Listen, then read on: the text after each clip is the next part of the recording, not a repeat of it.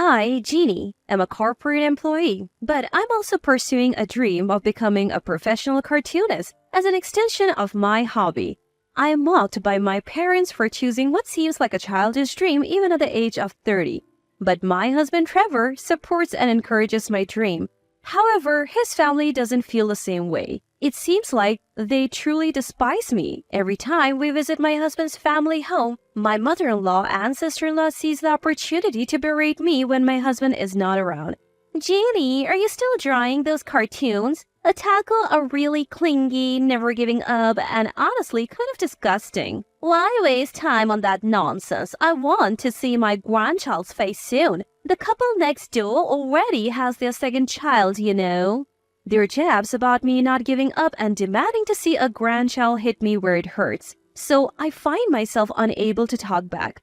My husband's family home is dominated by the women, especially since his father passed away before we were married and my selfish sister-in-law acts like the supreme authority there. Even now, while sending my husband her brother on an errand, she takes advantage of his absence to be mean to me.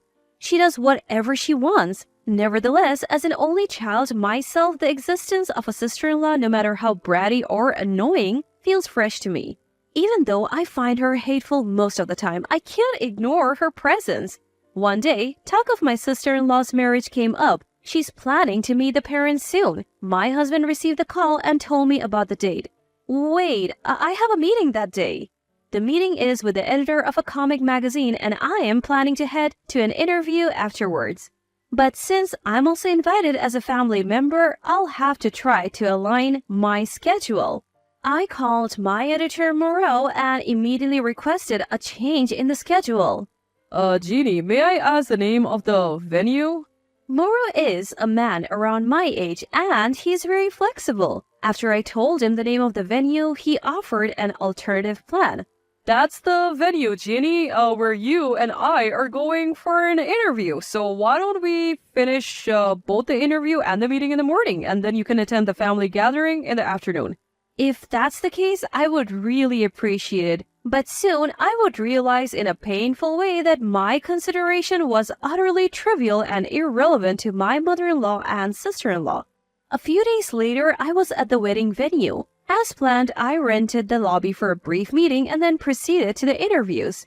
I toured the venue and had the opportunity to talk to the people working there. In between the interviews, I had casual conversation with Moreau, who was in charge, and found out he was also engaged. Moreau, you're getting married too? Congratulations! Finally, I found the right person, so today's interviews have been quite informative for me as well. That's wonderful. I hope you have a beautiful ceremony. Later, after having lunch at a nearby restaurant, I returned to the wedding venue. I was led to meet the parents' room, but no one from the other side had arrived yet, and the only ones there were mother-in-law, sister-in-law, and me. My husband, it turned out, had sent a message that he would be late, so he wouldn't be coming for a while. I felt a bit uncomfortable, but it seemed the others felt the same, and sister-in-law suddenly lashed out at me without reason. Listen, Jeannie, I've been thinking, and I don't want to introduce my sister-in-law as a disgusting manga geek. So I think my brother should be single, and we'll just pretend you're not here, okay? Mother-in-law, sensing an opportunity, joined in to try to push me out. Yes, that's a good idea. This is a fresh start for my daughter, and outsiders should not be allowed. Furthermore, mother-in-law noticed my heavy bags. She picked up my bags, which were placed on the chair, intending to shove them back at me. I had my laptop inside with photos and notes from today's interviews, and I didn't want it handled carelessly.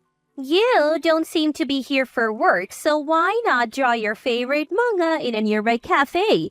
She said, and predictably mother-in-law dropped my heavy bag. But mother-in-law just watched. Sister-in-law didn't seem to care at all. Mother-in-law, that's awful. My laptop is in there. Oh, I'm sorry, but this is just perfect, isn't it? You can take it for maintenance. It's good that you have a reason to leave now. It didn't look like it was done on purpose, but they were using my failure against me, trying to conveniently push me out. I didn't want to be in this place anymore. That was the only thing on my mind as I silently grabbed my belongings and left the room, almost fleeing. I'm frustrated that I can't retort, but more than that, the way mother-in-law and the others spoke to me is incredibly sad. I even rearranged my work schedule for today. To be called an outsider? If I weren't in public, I might have burst into tears. Hey, Jeannie.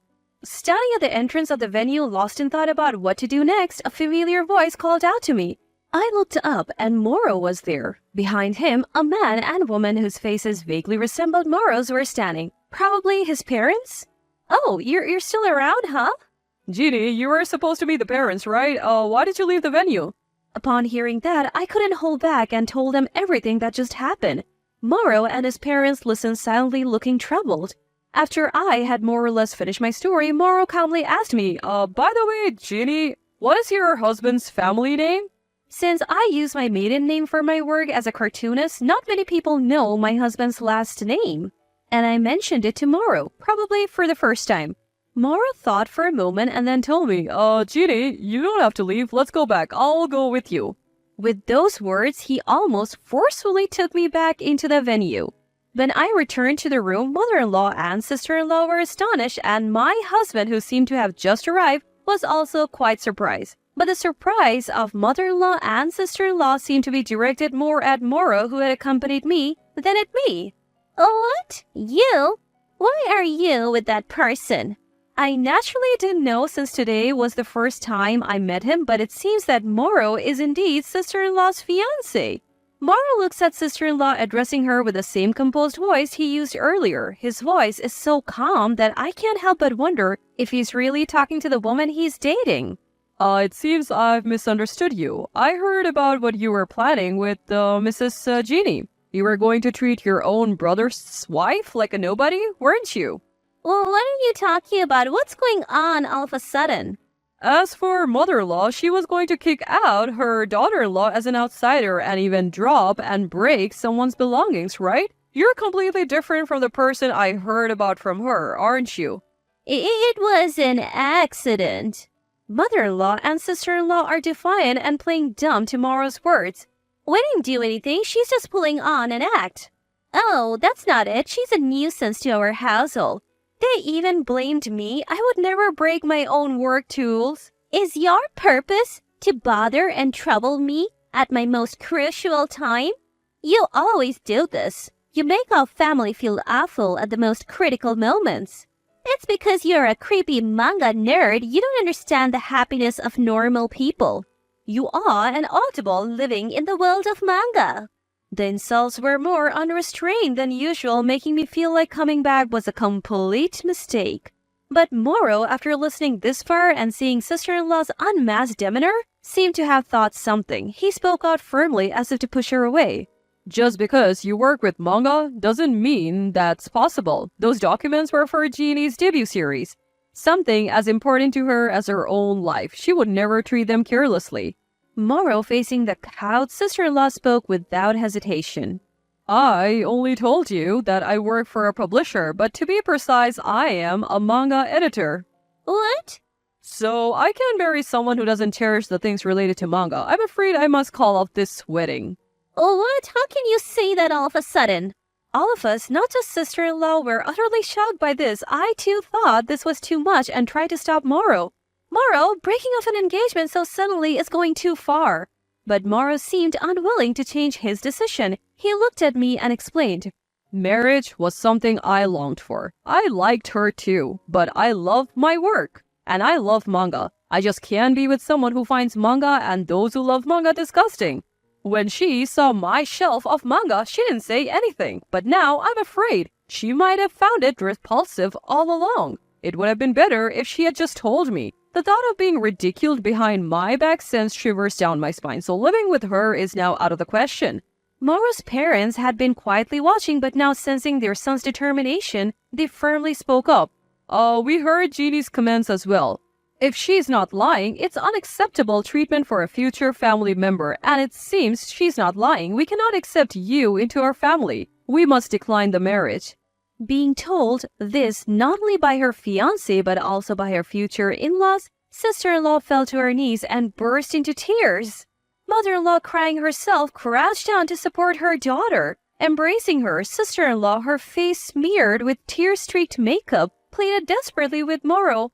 I won't accept breaking up over this. No, please, marry me, please. Please, she's not usually like this. Please forgive my daughter.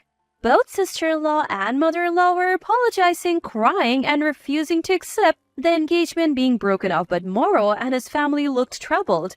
At a moment when nobody could speak, my husband was the only one to remain calm. Both of you, enough. You can't change this person's feelings now. My usually gentle husband spoke out today in a rare manner, as if scolding his mother and sister. He turns to face Moro and his family, bowing his head politely. I'm truly sorry. We'll cover the cancellation fee for the venue. What are you talking about, brother? We won't call off the engagement now. How much do you think the cancellation for the venue will cost? Sister-in-law showed no interest in listening, but Moro appeared willing to accept my husband's offer. If I can part with you for a few $1,000s in cancellation fees, I'll gladly pay. That's horrible. Sister-in-law accused Moro of being cruel, but everyone had heard her remarks thus far, so no one listened to sister-in-law's side. I agree to your proposal, but I won't allow you to bear the full cost. I don't want to feel indebted. Let's split it equally. Also, I apologize for introducing myself late, but I'm working with your wife now. May I have your business card? Yes, please. Take good care of my wife from now on. My husband smiled and responded for the first time today. However, sister-in-law and mother-in-law couldn't help but feel angry at my husband for taking control of the conversation. Predictably, mother-in-law became enraged. Don't do as you please. Today, my husband was truly strong. He didn't back down to mother-in-law, which he usually would. Who's doing as they please? You've always bullied Jeannie when I'm not around, haven't you? Thought I wouldn't notice? You've belittled me since forever, so I won't say anything more, but I won't tolerate insults to my wife. Once this is settled, Jeannie and I will cut ties with you, Mom. My husband seemed to know, and he had been enduring it all along with me. What are you talking about? Your father has passed away and you're the only man in the family. Mother-in-law was usually flustered upon hearing about cutting ties. Certainly, mother-in-law always seemed to push off anything she didn't understand about managing finances onto her husband, so his absence would cause a problem. Such a selfish way of thinking. After all the times she ridiculed other people's hobbies, she wanted to keep him close because he was useful? Naturally, my husband understood her true feelings and directly opposed her. So, you just dump various troubles on me, and then behind my back you mock my wife like you're doing now, saying that manga geeks are disgusting? I know all about it. How long do you think we have lived together? I'm fed up with you guys. Just the thought of being family with you makes me sick. I haven't experienced this since we were married, but my husband has been dealing with this since he was a child. No doubt he has been living his life being denied for his likes, even at a personal level. As mother-in-law hung her head in shock, sister-in-law suddenly lunged at me in a desperate last-ditch effort. Why did you come back? This happened because of you. I thought I was going to marry a rising star in a top publishing company. Well, I didn't think this would happen either. You should just disappear. While I can't help that you don't like me, I can't marry someone as petty as you, who can't respect what others love. Not to mention, if you can't accept something about the person you're going to be family with, you can be a family, let alone get married. I don't want anything to do with terrible people like you anymore. With those final words, I pushed away sister-in-law who kept clutching my collar, and she began to cry loudly again, but there was no reason for us to stay here any longer.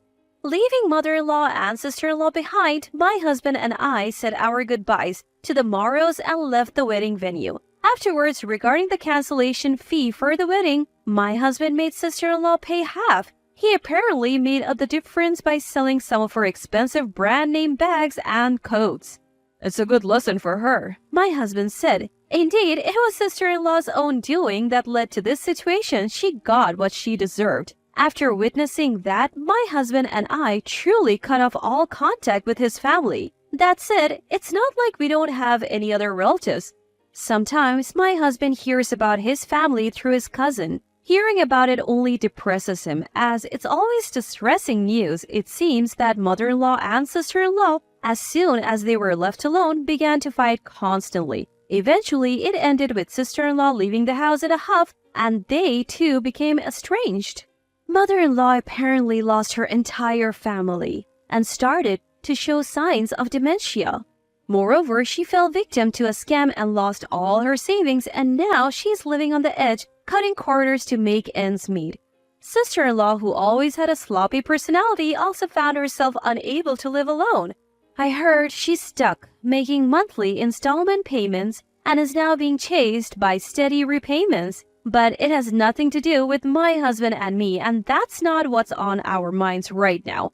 I won an award for my comic and my debut has been decided.